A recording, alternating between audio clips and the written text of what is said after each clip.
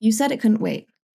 Couldn't be sent in a text, not even over the phone, face to face. FaceTime doesn't count, even if he knew how to use it. She shuts the car door hard. He finally looks at her, just long enough to acknowledge she's there. Then he's looking at the cabin again. I sign the papers. He pats the box in the bed of his truck like it's the thing needing consolation. You sold it. Been empty a long time. He finally lifts his eyes to hers.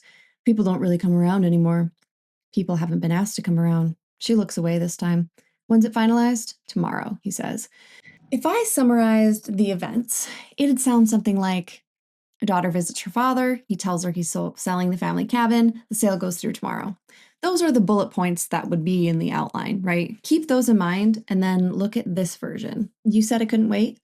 There was time she would have made the drive with the windows down, racing the shadows across a sea of untouchable grass in the backyard before they swallowed Picnic Island whole, placing an order through the porch window of the finest restaurant she'd ever owned.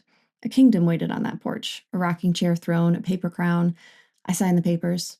She turns to face it.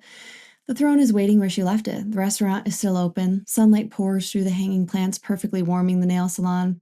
Her foot catches on the middle step. Too sturdy, too flat. She looks down. Fresh paint has swallowed the tiny purple footprint in the corner. You sold it. Been empty a long time. His voice drops. People don't really come around anymore. What's a queen without her kingdom? When's it finalized? Tomorrow. That felt different. A lot different, right? But this version summary is pretty much the same. A daughter visits her father. He tells her he's selling the family cabin. The sale goes through tomorrow.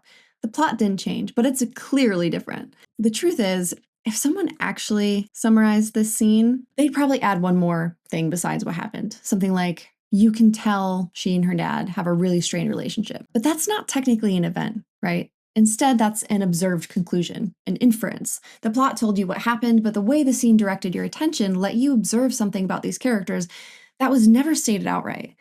So where was the attention of the prose? It wasn't really on the cabin. It kept directing the reader's attention toward the interaction between these two people. Now compare that to the second version here. If someone summarized this one, they'd probably add something different. Something like, you can tell how much the cabin meant to her. Again, that's not an event, it's meaning. So where was the attention directed this time?